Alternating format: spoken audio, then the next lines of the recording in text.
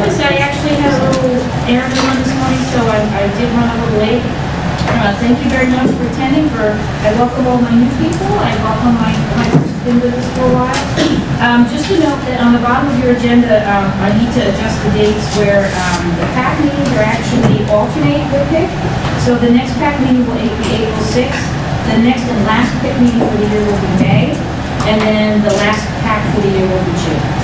So we alternate months. So I'll make sure that we update that. It should be correct on the website, but I'm not exactly sure. Okay, and just a note about placards, hopefully you were all able to find your name. If not, please, that's why I left some of those. Please feel free to fill out the manila card, and I'll be sure, hopefully by the next meeting, to have a placard for you. And again, I appreciate your time and all the work that you did to be interested in to be here.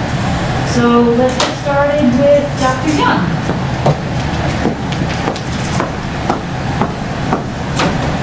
Good morning, everyone. Good morning. I'm Dr. Meg Young. I'm a school psychologist for the district and also the equity and inclusion specialist.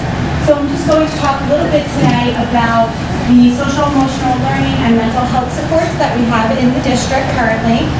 There's been a lot of activity in this area in the last couple of months as we are continuing to build out our resources and our framework for social emotional learning and mental health support. So I just want to go through all of that with you. Okay, so just to start a little bit about our counseling and support staff. We have mental health staff in each building in the district. They have various different titles. At elementary school, in every school we have a social behavior support specialist or an SPSS. They are frequently trained as school social workers or school psychologists.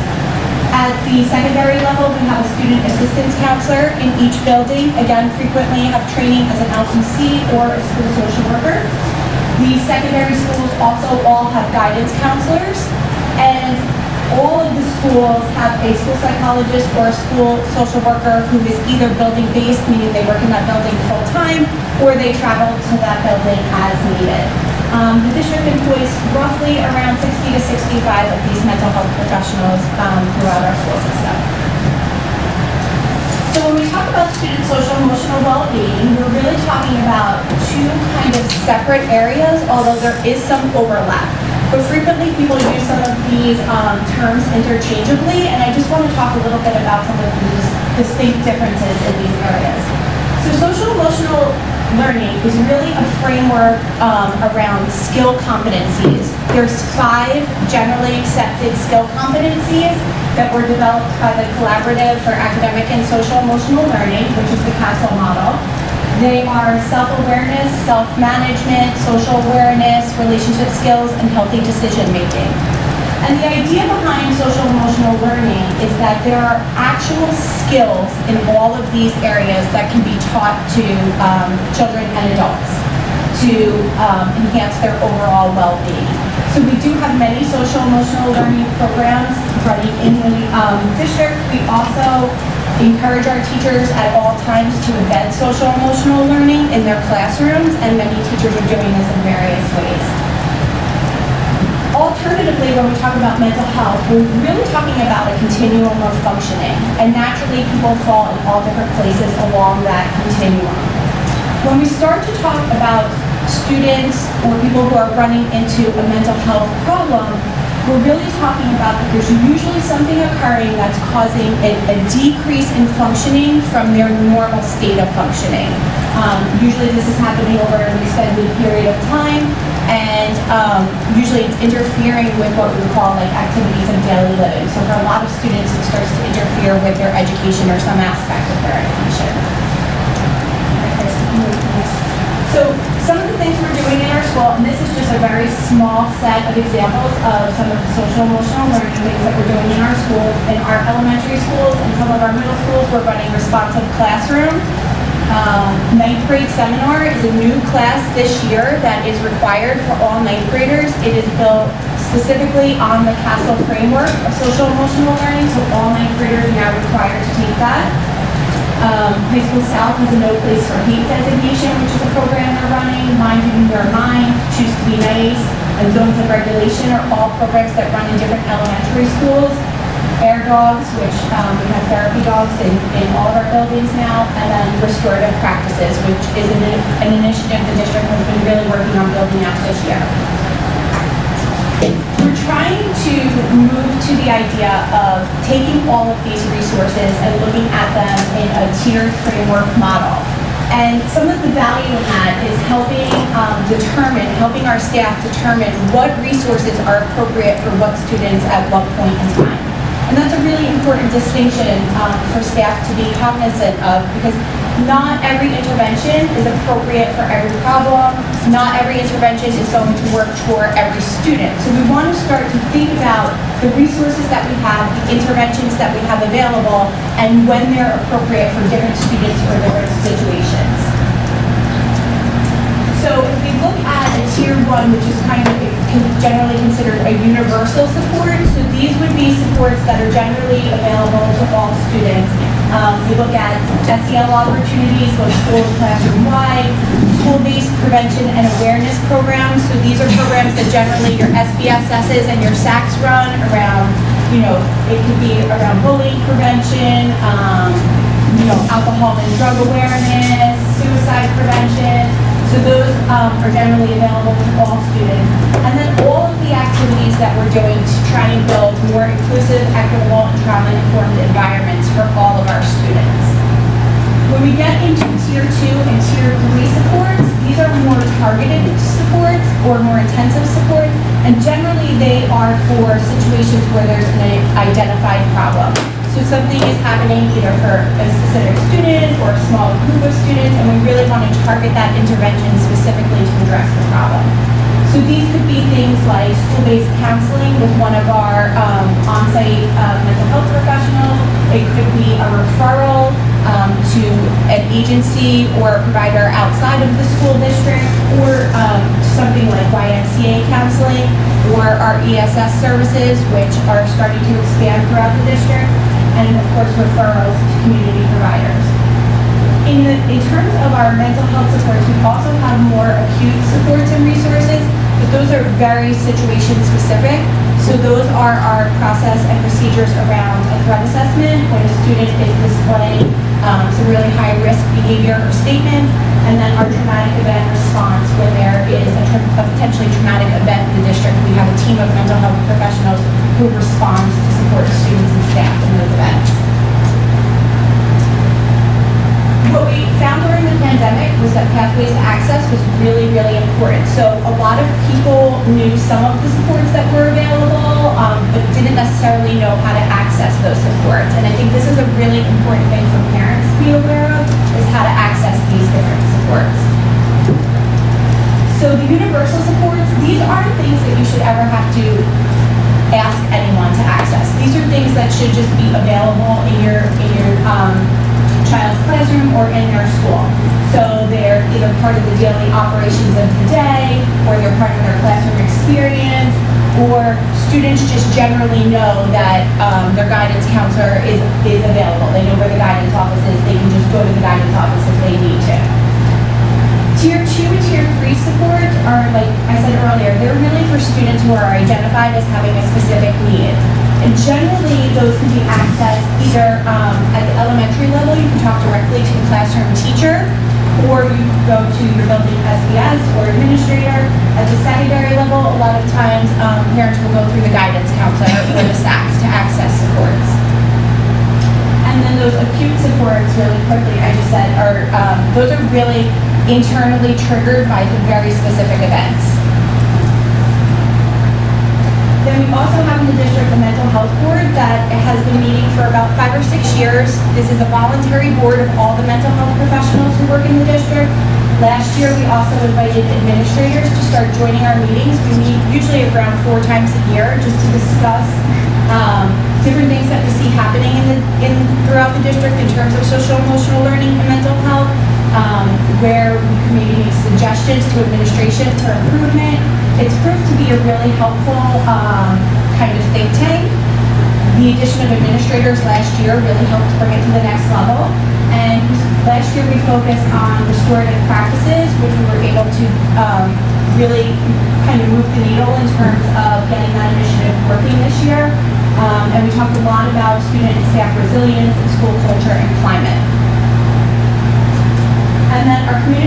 collaborations and connections are something that we're always working on. So I know the font is really small here and it's hard to see, but these are just a number of agencies that we work with throughout the local community and the county that come in to assist us with different things. So we have Effective School Solutions, the Community YMCA, the Mental Health Association, all of the local hospital emergency rooms we have contacts with that we work with directly, the Traumatic Loss Coalition, Kayak, which is a county group of agency professionals who meet regularly to talk about all of the different mental health resources and supports that are available throughout the county, so it's a really great networking opportunity. Locally, we have Crossroads, CBC Behavioral Health Care. We have many private providers that we network with in the community. And then we have Dr. Swami, who is our district psychiatrist. And then, of course, we recognize that parents are a really integral part of supporting student mental health and wellness.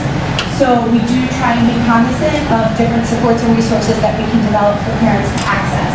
So if you look on our website, there is a community and mental health resources link now on our website that has a very detailed list of resources and supports that you can access.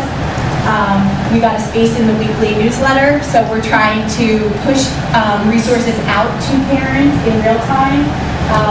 And we also have many resource guides linked on the website. Also, I'm sure you all got the flyer yesterday, courtesy of Chris Bertolo.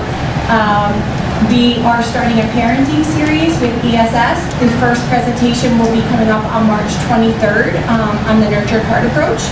So we are very much looking forward to that.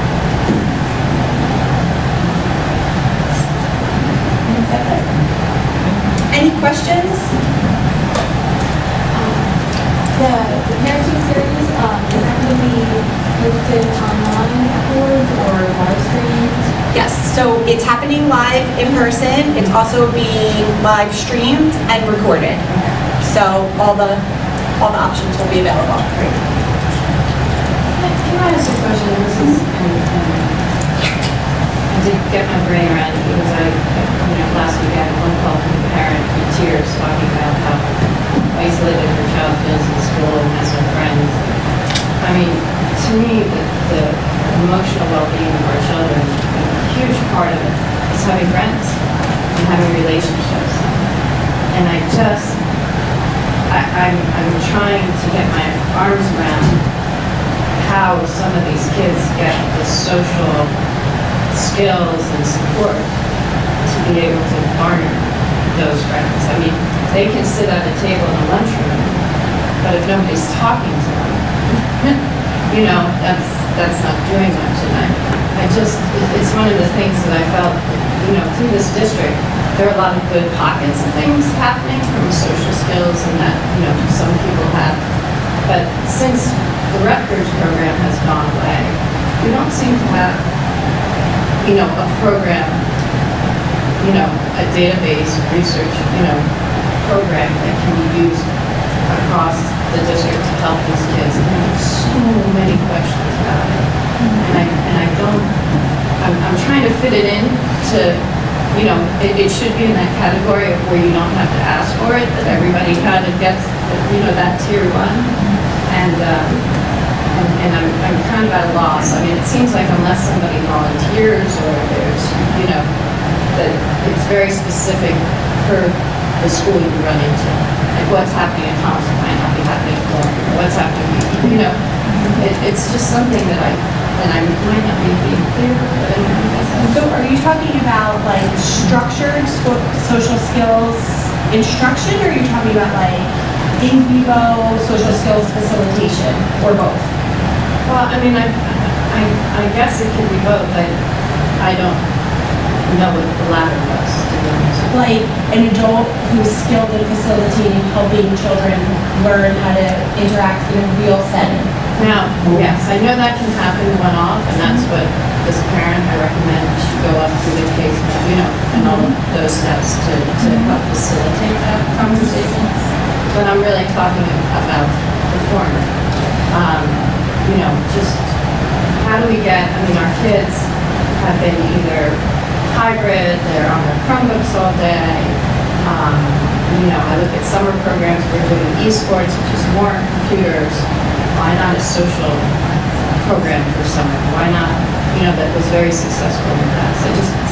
I just don't, I'm trying to come to grips with how to help these, and again, seat assignments,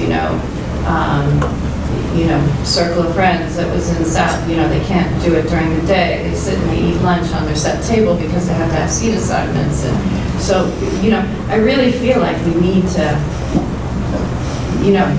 Some of that stuff that you're talking about, I don't think I interrupted. Now that we're getting back to normal. post-pandemic Yeah. into endemic, Yeah. those things are definitely loosening up. And we can, Right. we can talk to, like at South to make sure that that's happening. As far as a specific social skills training class, I don't, we can talk about that. Well, it's not a class, it's just a program, so program.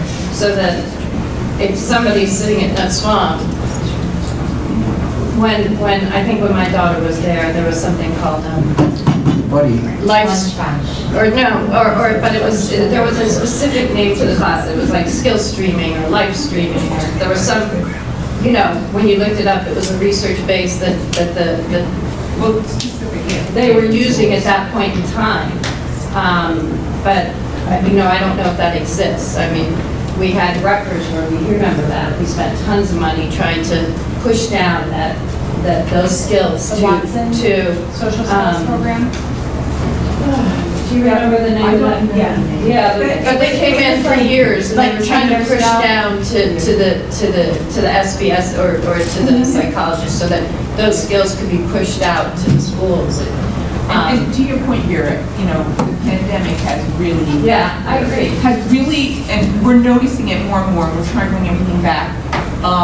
Things have changed because of it. And things that were either running really well or just getting off the ground came to a screeching halt. Right. And, this is just another one, thank you for bringing it up, that we have to take a look at and say, okay, we've got to move this forward.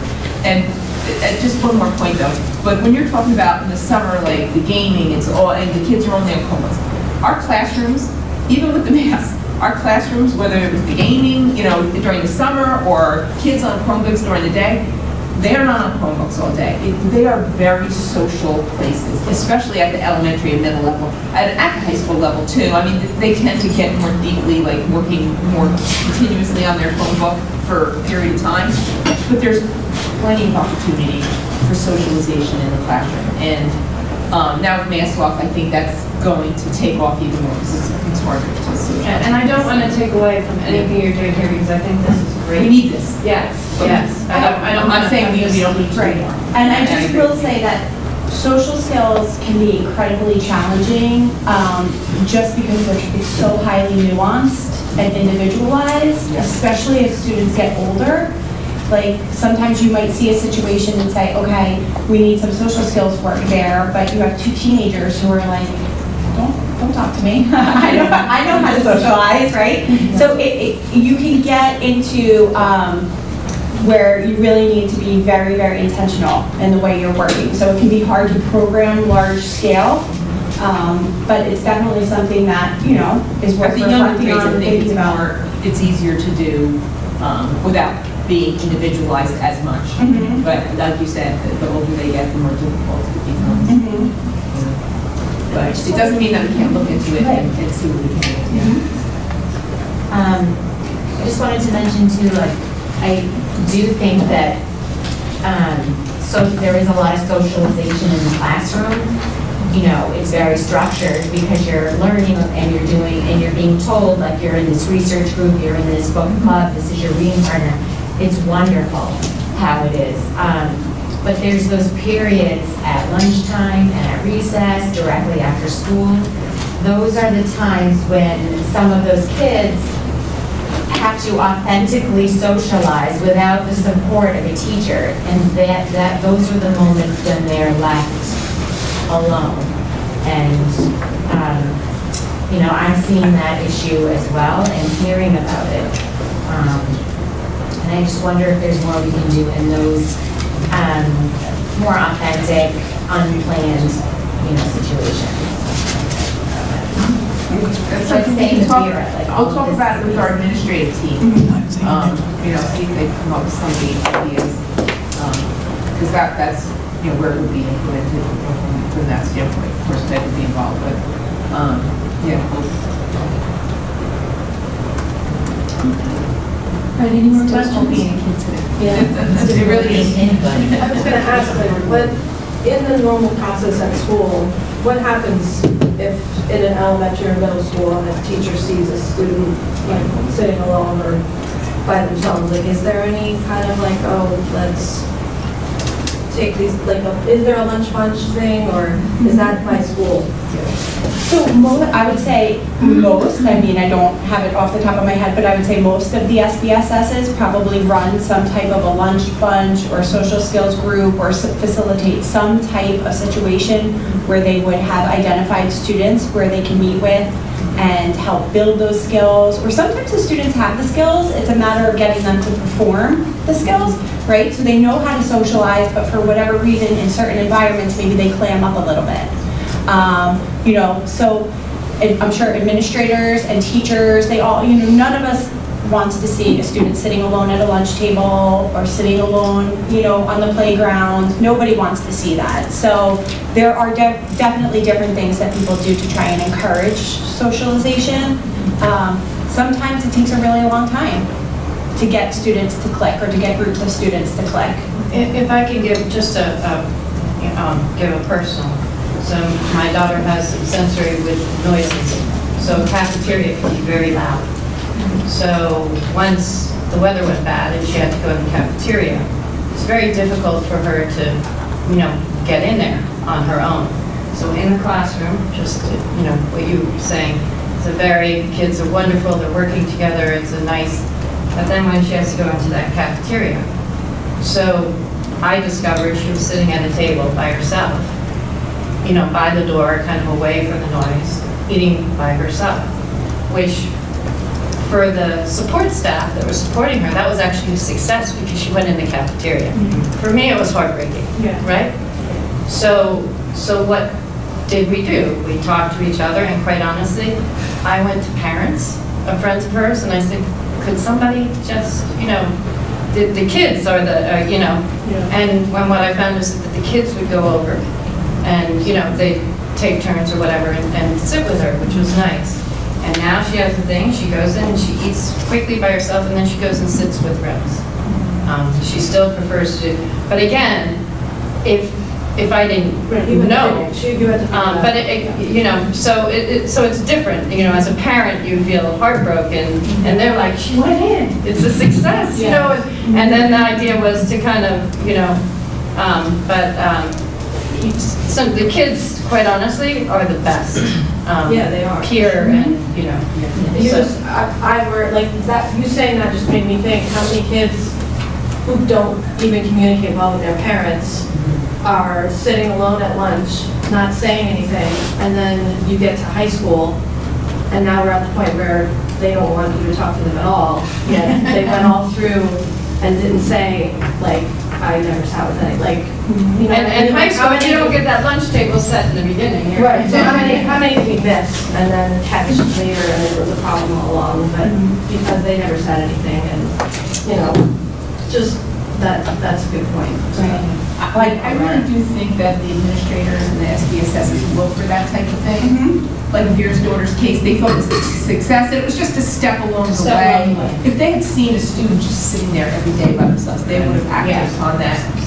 They don't let that go on. But as someone said, I'm not sure who said it, it really is an effort in the buildings, and it was happening a lot prior to the pandemic. I don't know how, because we didn't have lunches for a whole year.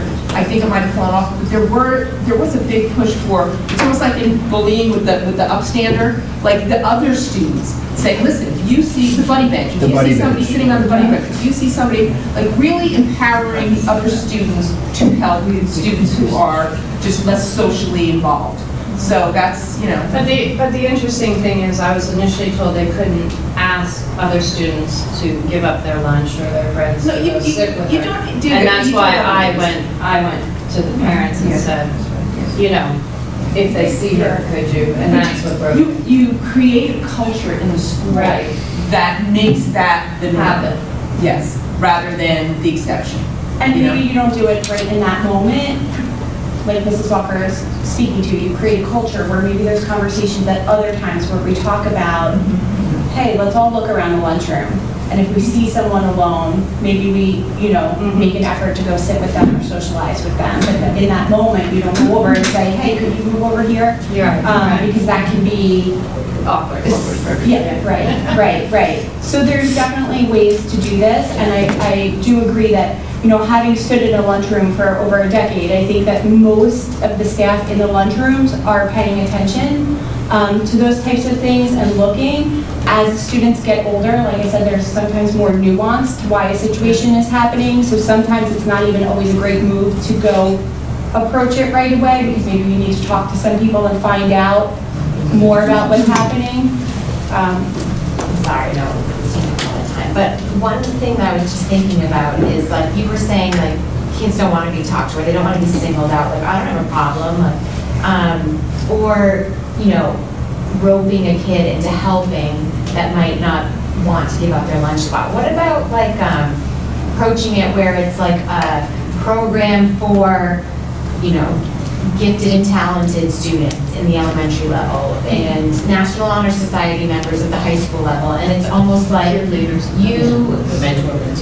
mentor-mentee mentality, and it be very non-rehearsed, like some type of program that they volunteer, they don't have to do it, and you're praising them for their qualities of being very pro-social. But there are so many bubbly, energetic elementary students who they'll talk to anybody, and it's such a beautiful thing, and they're chatty, and sometimes they get in trouble at school, but they are like the perfect student for some of these kids, and almost like building on that skill and making them feel good about it, So empowering them. that does happen really naturally. And I can't say it's a formal program, but I did at Middletown North last year, as students were coming back, we noticed that a lot of students were isolating at lunchtime. There were a lot of singletons. So someone in the guidance department had the idea to engage one of like the civic leadership clubs and to talk to those students about, in your lunch period, if you look around and you see someone by themselves, why don't you approach them and just ask them, like, how they're doing? What is it like being back in school for them? Whatever small talk conversation they wanted to make, just so that we could start to get more of a temperature on, are they choosing to sit alone? Is it just that some of them had never done high school lunch before? They didn't know what that was like. There were a lot of different environments, so they were really spread out. So that stuff does happen very organically. So it doesn't look the same at every school because it's very situationally dependent on what's happening. But great idea. Is there kind of a way for kids to hand raise, like, yeah, I kind of do want some new people in my little social circle, or I want to make new friends at school, but I'm uncomfortable approaching people directly? Almost like you raise your hand, you submit your name to guidance, and then there are kids who are saying, no, I'd be willing to kind of meet some new kids too, and you kind of marry them together without it being an in-lunchroom public, hello, would you like to consider our table, Yeah, I mean, again, there's not like a formal process for that, but I've seen that happen plenty. I mean, I just feel like sometimes, as a kid who struggled with speaking up and being outgoing, and always like, if I have the choice between sitting by myself and like awkwardly introducing myself to a group, I'm sitting by myself. It's not that I didn't want to be included in the group, but maybe there's a way for these kids, like if they get approached by guides, if people notice they're sitting alone, and just like a little email to them, hey, we noticed you're sitting alone. Do you want to? If you want, we're kind of forming a club of people so that we can group people together. Let us know if you want in. But it's very safe and anonymous almost. Like there's no actual, like they don't physically walk into guidance to do it. It might be interesting, almost as just for data, to see how many kids are choosing to be isolated. They need that alone time because it's so intense the rest of the day, or they really wish they had it and just haven't been able to make those connections yet. so again, those happen very, especially the middle school level. Middle schoolers notorious for changing friend groups, but usually that will be something they do individually with a guidance counselor, case manager, the SAC. They'll go and start to talk about, as getting older, I'm noticing this elementary friend group really isn't my group anymore. I'm want to find new friends. So that is a process that frequently happens, and the staff help guide students through. But there's no formal process for that. It's just kind of a one-on-one thing.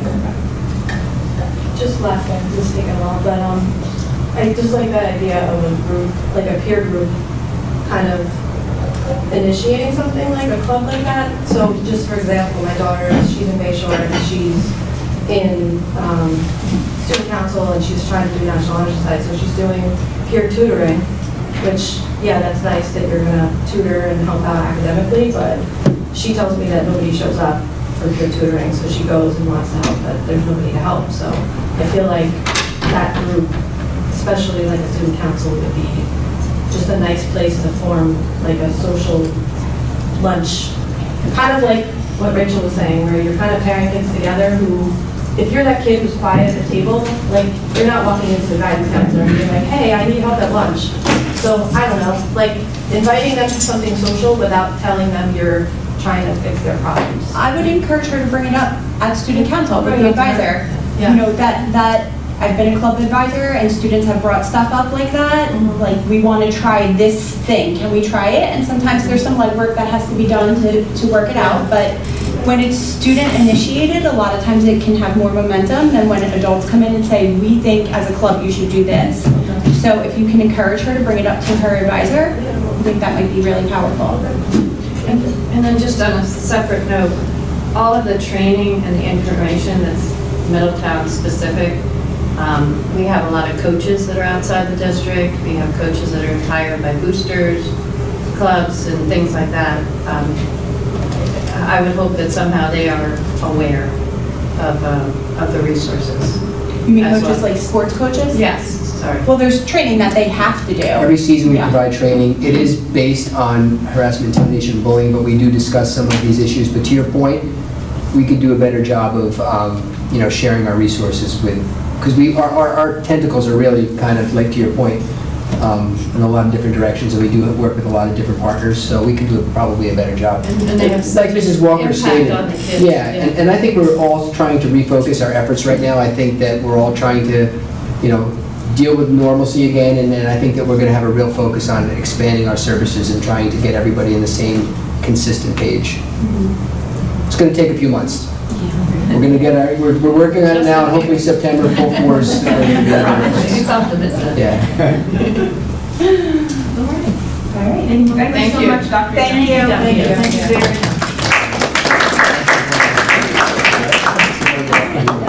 Our next agenda item is Mr. Kerrigan. Dr. Kerrigan, speaking on dual enrollment. I have my glasses on. Good doctor. Yeah. Sure. Good doctor. So I had two agenda items for today, questions that came up about AP and dual enrollment and the elementary math program. So I'll first start with elementary math while the AP comes up. It's on I'll get it. So just to give some feedback, just to give some information about our elementary math programs. When we rewrite curriculum, it happens every 5 or 6 years. And our previous program was Go Math, and the electronic component was Dreambox. That's what students used to work on outside of school, over the summer, maybe even during class time. So you probably, if you had younger students in the last 5-6 years, you probably have seen them on Dreambox. When we were up for a curricular rewrite in the 1920 school year, we decided on going to the SAVIS platform, which has investigations in division. And we were also exploring what our other component was going to be, the adaptive program that they would have at home for enrichment and remediation. So at that time, unfortunately, COVID interrupted our curriculum writing, and we were in the middle of piloting and trying some stuff out. So we knew we were going to move away from Dreambox due to a variety of reasons. Some of you have shared with us that it kind of lost appeal as students went up the grades because it was the same interface all the way from K through 5. So while it might have been very fun in grades K through 3, the upper students were getting a little bit bored with it, and there were some other products out there. So when we went to the emergency remote instruction, we were fortunate to get Imagine Learning in the district as something that would help while students were at home in the absence of face-to-face instruction. We did try Imagine Learning out for about 1.5 years, and we also explored some other tools out there as well. There are a lot of other math platforms out there that we were looking to consider in our district. And last year, we gave every program a fair shot once our kids were back in and had, not the emergency remote experience anymore. And we decided on Freckle and Zern, and we chose to, again, to try to solve the whole losing appeal and interest after using the same program for 6 years. So our students have access to Zern and Freckle. These are programs that were used in a couple of the schools as pilots. And we're really happy now to have them with us for the next couple of years through our current program.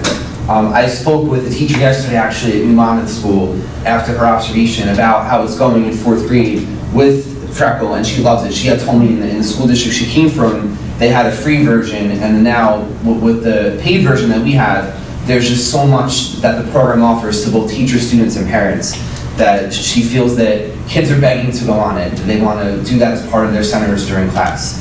So that's kind of where we're at with that. We don't anticipate to change the programs for next year or the year after.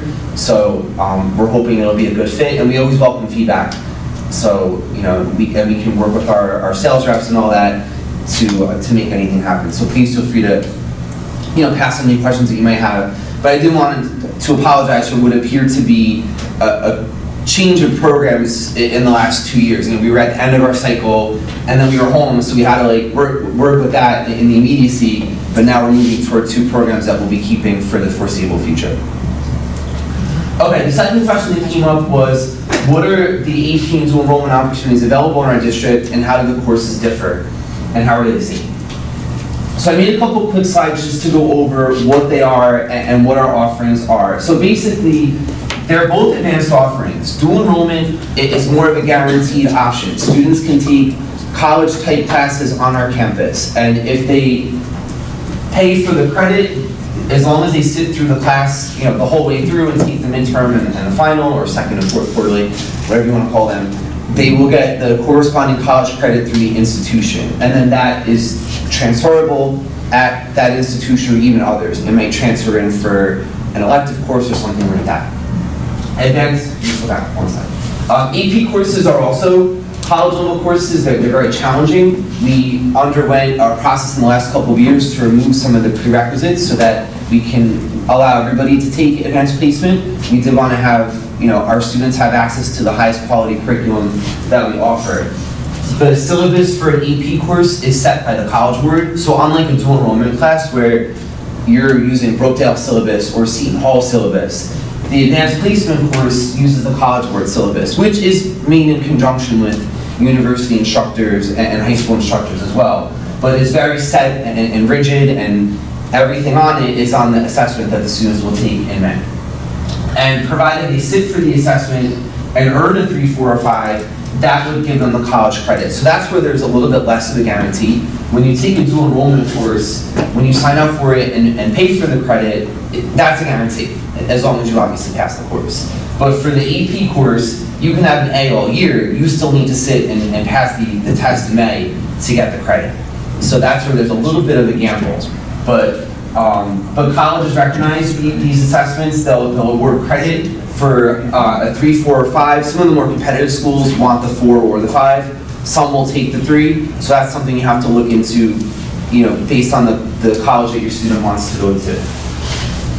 And then one thing I just wanted to clarify as well, both dual enrollment and AP courses earn credits towards graduation here. So just taking either course is good for us. There's no gamble with that. So the students will get their credits either way.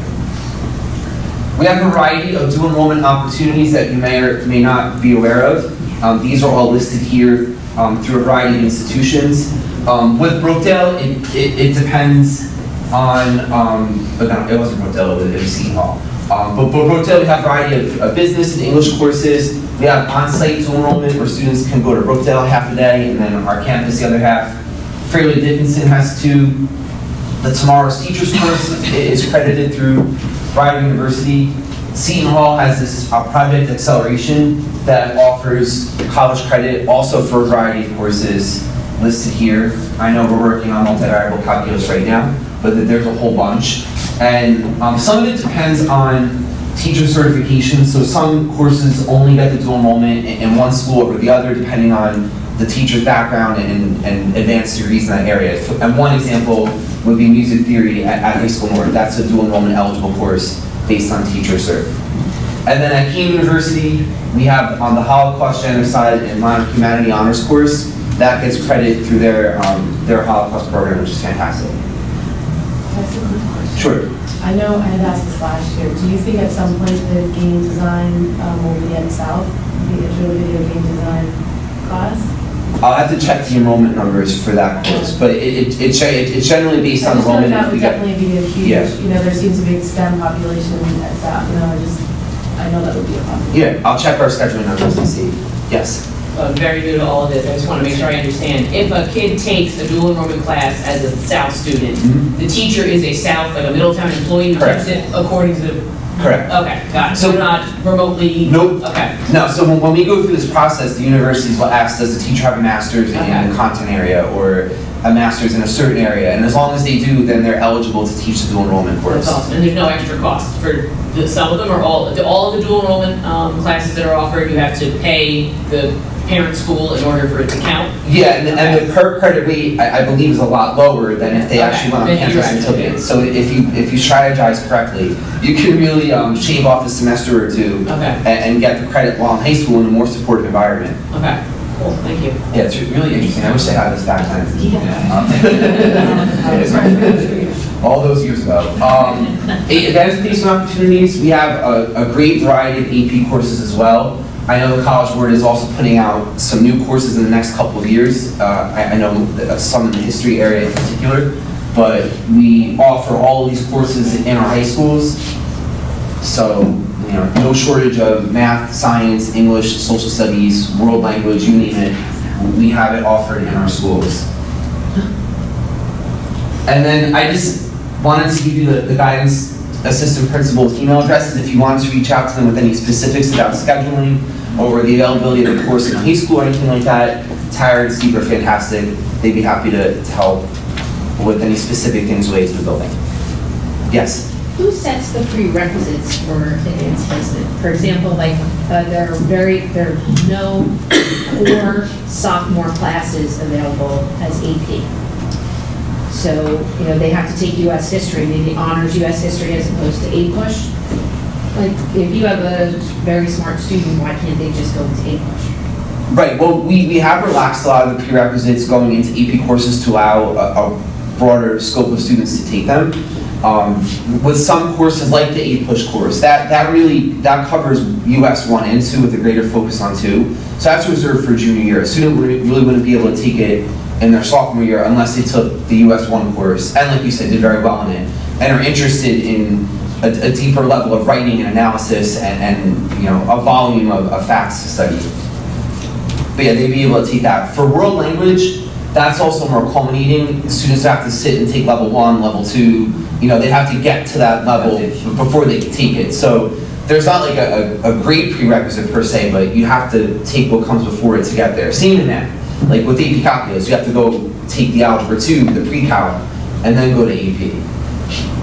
So a lot of them just require a build-up. Whereas some other ones, like World History AP, that a 9th grader could take that course if they wanted to. Because that doesn't require taking US 1 or US 2 before it. Does that answer the question? I hope. Yes. Okay, thank you. Anybody else? Yeah. This kind of ties me, probably because we were just talking so much about the mental health stuff. I'm just wondering if the kids who opt in to dual enrollment, to AP type coursework, obviously are a unique type of kid. And maybe more susceptible to anxiety and stress because they're focusing on perfection or high achievement, all that stuff. Is there kind of a training or kind of a higher level of awareness for these teachers to kind of look for those kids and connect them with help if they need it? Or is guidance reaching out to those kids more frequently to be like, can you handle this? Because I think it's wonderful that the opportunities are there. I just know, and I struggled with this in high school, and I see my kids beginning to. It's like, they want to take what's most challenging because they feel like they should, but can they handle it? So in addition to kind of prerequisites and what coursework have they taken and have they gotten the right grades, are they kind of mentally or socially or maturity level wise prepared to take that level of coursework? Is there a way to kind of try to connect mental health with the actual classes, I guess? I know for a fact the guidance counselors, when the students come down and make their schedules, they'll advise them really carefully and say, you know, 5 AP classes is a lot for a junior, or maybe you might want to balance it out with a culinary arts class, or another, you know, maybe an honors bearing class that's not as heavy as, you know, AP calculus or something like that. So that they'll initially have that kind of conversation with them, but then during the year also, there's frequent check-ins. And I think the teachers all talk to, they know which student is in, you know, 4 AP classes and which one's in 2, and they'll definitely keep an eye out for them. I think too, as a parent, I mean, my oldest, I don't know where she came from, but she was the one with the 5 APs, and then her guidance counselor supported it, and then I get the schedule and say, no, you swim 4 or 5 hours a night, you know, you're not doing this. It's just, it's not sustainable. So as a parent, you've got to, you know your kids, and although she was gung-ho to do it, I was like, there's just no way. Not happening. So. Much like everything else, a balance is needed. You know, we want to make sure our students are doing well and mentally fit also, and not overtaxing them with academics. But we do have, you know, all these options available if they're interested. Yeah, it's amazing, honestly, how much the breadth has increased since I was a kid in Middletown. Like the levels of AP classes available and how young you can take them. It's like wonderful, but also in a way, like overwhelming. I'm going to miss out. I can't possibly take all these classes in 4 years. I want to take all of them, and it's kind of like it's an interesting challenge, a good one, but it's a very interesting challenge to try to get your kid to kind of, you know, rein themselves in a little bit because they're so eager and so focused on, well, I need the best transcript. I want to make sure I have, you know, the right coursework and academic rigor and all of that stuff. So it creates an interesting set of challenges for that type of kid who's really trying to kind of squeeze the most out of that rock. Okay. All right, thank you very much. Questions for Dr. Kerrigan? Thank you, Dr. Thank you, everybody. Thank you very much. All right, turn it over to Mr. Squano to talk about middle school advisory. It's very popular. All right, thank you. I'm trying to provide a little insight and some updates to our advisory program as it pertains to the last year. The first thing I would say is I would encourage you to reach out to your building-specific principal if you have specific questions about your advisory program. I'll give a couple updates to ours at Bayshore, as well as some of the ones we're considering across all 3 middle schools. So you may have heard our last couple years have been a little disrupted, so we haven't done a lot of wholesale changes to our advisory classes. There are still a lot of consistencies that remain. We have loosened, one of the things we've done is we've loosened, we used to have advisory tied to a specific class. We've been able to loosen that, which at least provides a little more flexibility on the opposite day that the kids will take. The other thing I can say is there are some specific, if you have a specific question about what your child can pursue, that's really done on a specific basis. And the reason that is because the way that the schedule works, it would be hard for me to explain that in terms of the way all 3 schools operate. But not everything is tied to something else. So for example, if you have an advisory period and you think it might be something you can just take something that period, there might not be anything offered in your child's grade level. That could just be one obstacle. Another obstacle could be the size of the class that's already running. Another obstacle could be the fact that if they take that class and they're currently taking or scheduled to take an activity art cycle, they may eventually take that class anyway, a second time. So it's about finding a way for your own child to pursue what it is that they want to pursue in that time that's available. And we've been able to facilitate that in some areas, as well as some of the classes that we have connected to the advisory program. So our advisory program, for those that don't know, it runs 3 marking periods, and then 1 marking period is a grade-wide activity arts class that all students will take. One of the updates I can tell you we have discussed is considering revising what that grade level update will be. Grade level class would be. Maybe we switch that with one of the ones that's currently a marking period class. For example, 8th grade, potentially making career exploration one of those classes that all 8th graders will take. Right now it's coding and robotics. When advisory was starting, was obviously a big thing we were exploring, still is, but a lot more kids have had exposure to that, where we're finding career exploration might be the a little more suitable. But those are just discussions we need to have. Nothing's been, finally determined, but those are some of the ways that we're looking to update, update the program. What I can say at Bayshore we've done this year is we have added 20 minutes of math to our advisory program, so there was always the 20 minutes of reading. We've added 20 minutes of math. It's primarily Khan Academy right now as a way to restructure this time. The other thing we have to remember is that a good portion of kids in our school have had a real disruption to what the advisory has looked like. Between what they started and ended with in 6th grade to what it was last year, it was a lot more independent than I think it was originally intended to be when the schedule was designed. But what we have seen is an increase in our participation with our 6th graders, probably because they don't know any better yet. Because that's what they've, that's primarily what we've had them come in with, especially when it comes to that 20 minutes of independent math. When we look at the students that are completing those math assignments, we are seeing a heavy focus on our 6th grade students. One of the things we have discussed recently is how we can expand that to incorporate some higher level and critical thinking skills into that time, such as things like chess. So it might not be necessarily a math specific program, but it might be things that would elicit some of the skills that the kids will use when they're working in their math classes. One of the other things we're currently incorporating is our ed tech goes into every advisory class each month with a new lesson. They've done plagiarism, they've done artificial intelligence, they've done executive functioning, which has been a big one for us, and coding in those months. And they go into each advisory class, all grades, and then after they're done presenting on that information, they post it to the advisory choice board, which would be another section for the kids to refer to in that 20 minutes of independent time if they chose. We have also seen a lot of value in some students that we've been able to meet with for intervention time, and we have been able to move a few teachers in terms of times that they would be able to meet their students. So I think and having middle schoolers myself, I'm truly living the middle school experience every day now. I come here, I go home, I have 2 middle schoolers. And it's for real, I get it, for all of you that have been through it, I get it. But I do see a significant difference between the advisory experience between my 6th grader and my 8th grader. How one views it in relation to how the other views it. And I think it's just primarily been a lot of their experience and what they're exposed to. So we are seeing a good, our 6th graders coming in and being able to kind of refocus where we are with advisory. But there are some discussions about also rebranding.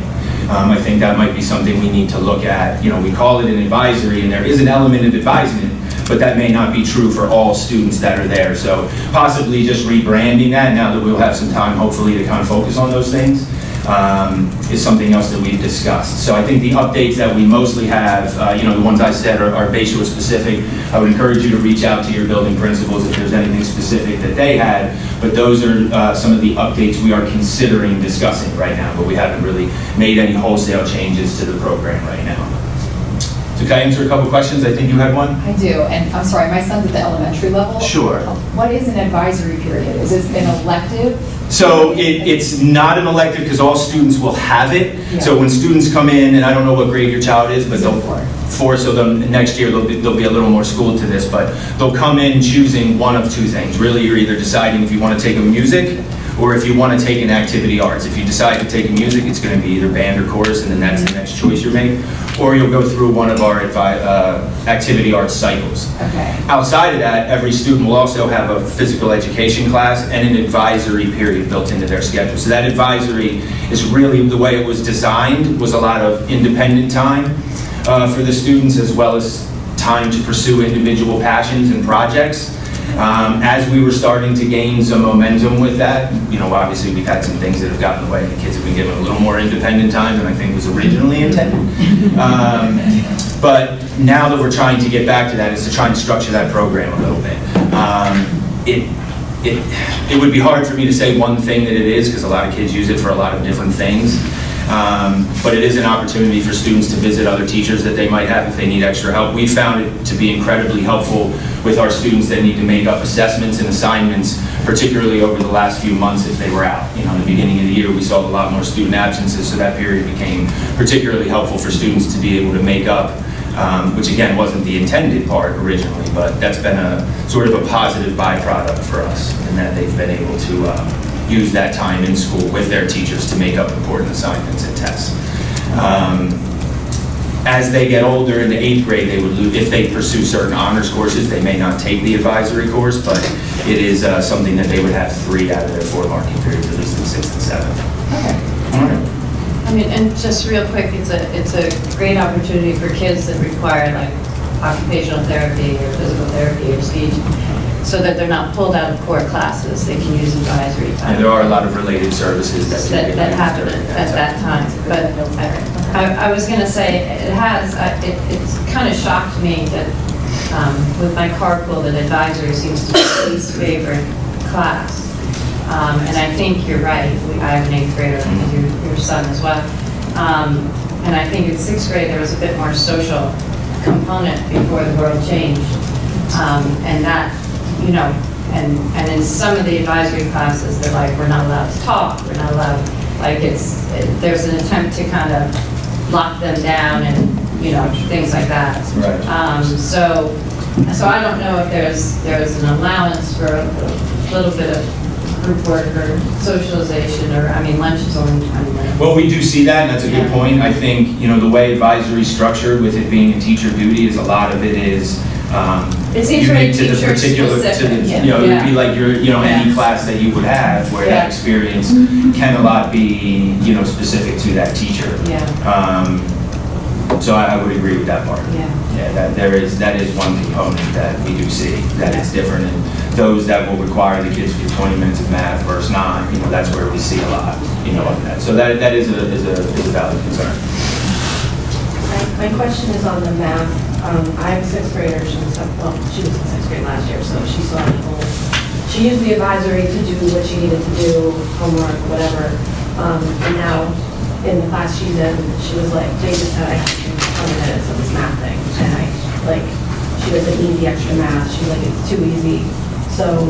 So we have talked about that it doesn't necessarily, you know, we've tried to make it a required 20 minutes to make the kids focus on, you know, just, it seemed like the 40 minutes in coming back was a lot of time that maybe they weren't. We just kind of wanted to recenter them a little bit this year and get that time a little more structured. But if there's things that they want to pursue outside of that, we can explore that. You know, because there are certain kids that do need it, and they are benefiting from it, and it's helping to allow more kids to get at least some degree of remediation or enrichment, depending on what it is that they need, especially given the availability of the schedules with the interventionists too. So a lot of times it allows us to fill a gap, particularly if an interventionist schedule is full during that particular time, or they're not available. But if that was something where they're seeing that it's not necessary, we always look and we discuss with the teacher, and we can explore if there would be another option for them to pursue during that 20 minutes.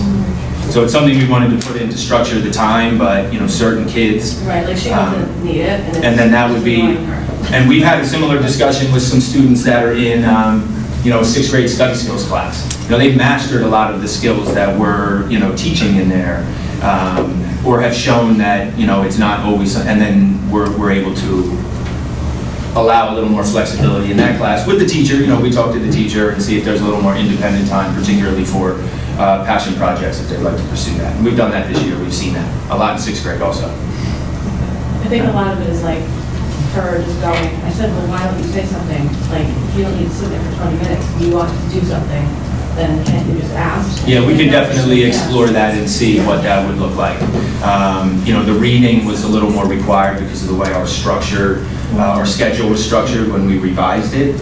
But this was another option to really kind of provide to the students and try to encourage strongly that they take that time to do. But if they've mastered it and they're showing performance, there's no reason we wouldn't, you know, want that to be some time that they could pursue something else. All right. So you said 6th and 7th grade, so 8th grade, if they're in honors classes, they don't have... No, not just if they may be in a Spanish 2 honors class, because it meets every day as opposed to every other day. Sorry, it doesn't necessarily mean all honors classes, just the way the world language program, because world language in the advisory class usually could be coupled together because it's an every other day class, but Spanish 2 in 8th grade is every day. So because of that, we were unable to provide the advisory class. But not all honors classes that wouldn't necessarily interfere with. Is that the same for the French It would be French too, yeah, same thing with French too. Yep, any 8th grade world language honors class, which would be French 2, Spanish 2. Thank you. All right, any more questions for Mr. Swan? It's an advisory question, but it's high school, so, so I have freshmen now, my girls are both freshmen, so I didn't get to see pre-COVID high school, but my understanding was advisory was used for club meetings and stuff like that in the pre-COVID world? They still can, okay. Stipends are paid to advisors, right? So part of their stipend, like they can't double dip basically. You can't get paid for something that happens during the school day. So there has to be some activities that happen after school, some meetings, some activities in the club. But they can also, in addition to that, meet during the day. So it's up to the students and the advisor to set whatever these schedules are.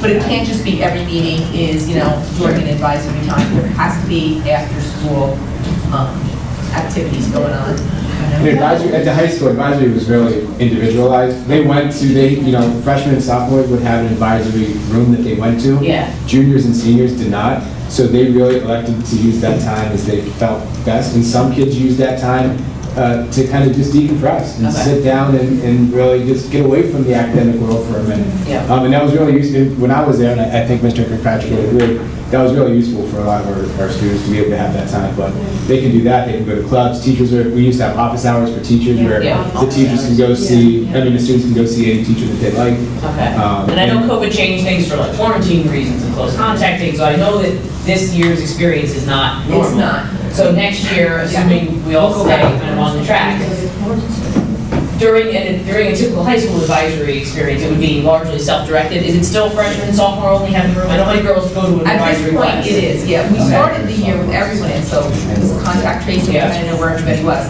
Then as things in the fall got, things came, we let the seniors not go to advisory, and then we went to juniors, so it's juniors and seniors who aren't.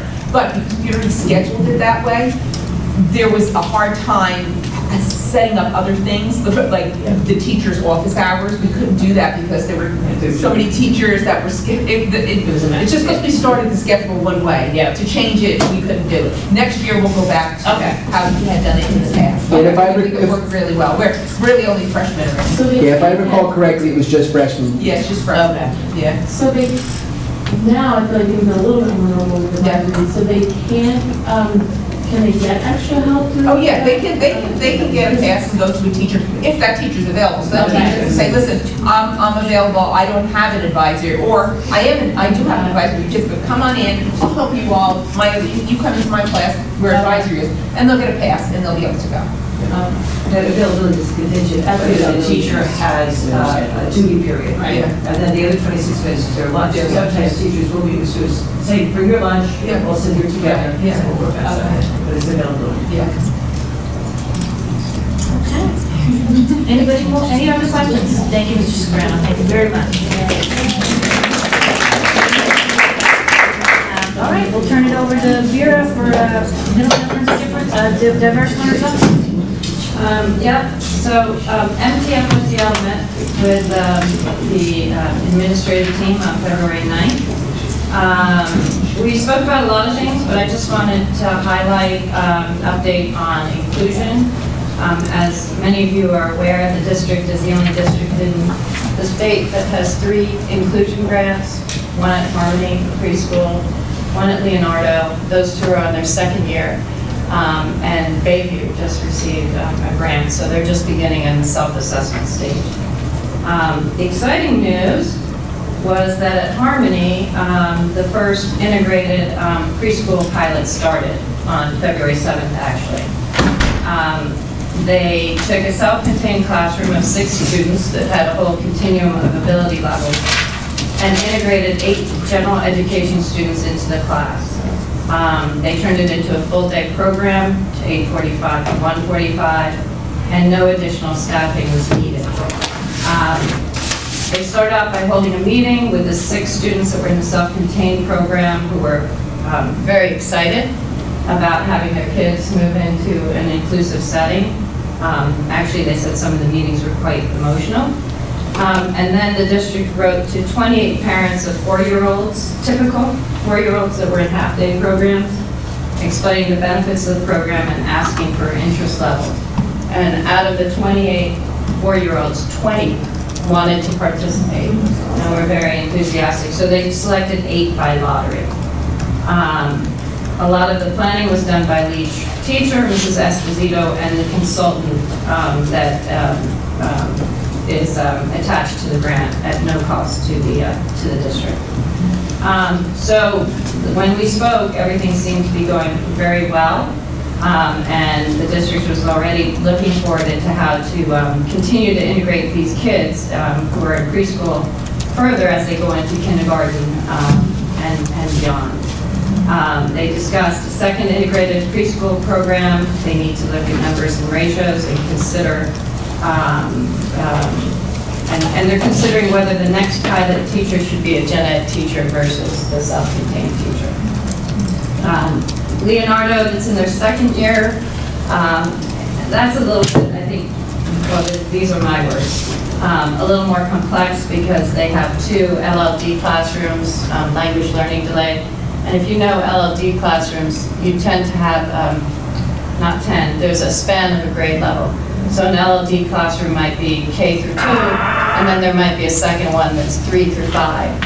So it's not like you can just, like they did at Harmony, absorb that whole class into one program.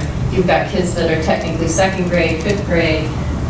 So right now they're in the planning phase for the pilot program there. On both of these programs, Harmony and Leonardo, they've added a parent to the team to get parent input, which is appreciated. And like I said, Bayview is in the self-assessment planning stage of their program. The other thing of interest is that they announced an RFP will be issued for an inclusion specialist to be used district-wide, which will be supported by American Rescue Plan funds. They'll focus on working with and supporting 140 or so co-teachers in the district on how to consult with gen ed teachers and support students across the board to plan modifications. So there's a lot going on in that area, some really positive things. And If I may add to that, I would speak on behalf of Leonardo, part of the grant, so we tend to be, that's why I was a little bit late. So we are looking at individual students that, identifying students that are able to, for next year, go back, spend more time in general ed, basically. And we have about 8 or 10 of them identified, so now we're working on what supports they need. Most of them, a couple of them from LLD and general ed, and a couple of them are going from research room, going back to the pull out in-class resource setting. So that's where we're kind of working on now. And certainly that involves a lot of scheduling and staffing, which so it's all a big puzzle, but we had a meeting again this morning, and we're looking at a few specific grades, and we have some friends moving up from grade 1 that would normally be on paper and need, they would be eligible for a pull-out resource, but we're not. We're starting them in the in-class resource, so and try to maintain them there with some additional supports. And again, that involves complex staffing and things of that nature. So that's what we're continually looking to do is to move kids from more restricted to least restricted, and then also now with our first group in first grade as well. If you know or not know, we don't have pull-out resource for grade 1, K over 1, so it starts in 2. For those students moving up, would be eligible for that, but we're trying to, our goal is to maintain them in the class resource section. Yeah, and I think it's important, this isn't something that you can just close down all the self-contained classrooms and move to inclusion. The district wants to make sure those kids are supported in that gen ed setting, which then benefits the typical kids as well, because there's more support in the whole classroom as a whole. So if you don't want a child to fail, they're just kind of throwing them in. That's why it's a 3 to 5 year program. Ask what type of changes are making in the gen ed classroom when they're pulling them from resource into MCO? So it's really just to looking at each specific student. That's what we're kind of breaking that out. So what supports they need for specific subjects. So if they're coming out for reading, they need assistance in writing, and reading is a comprehension. It's letter ID for younger kids, is it phonemic awareness? What are the specific goals in their IEP that they need help? And because it's not always necessarily carte blanche, like, oh, the student has an IEP, they need support for 60 minutes of ELA. I mean, it may say that in IEP, but they may not need 60 minutes of direct support, right? There are some things they can do on their own. So it's really about trying to break down those and looking at the goals in the IEP and how they can be supported in a least restrictive environment.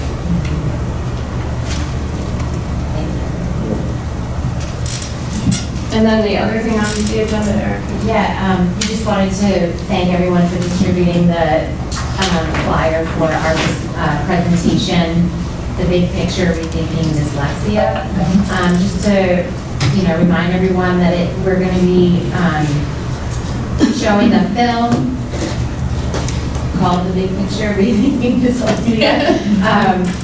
And it's with James Redford, and basically the beginning of the film will show a high school student who didn't learn to read until the 4th grade. He has dyslexia, and he's pursuing admission to a top-tier school in the country.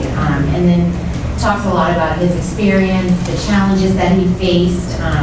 There's a lot of interviews with parents, experts in the field, as well as other children.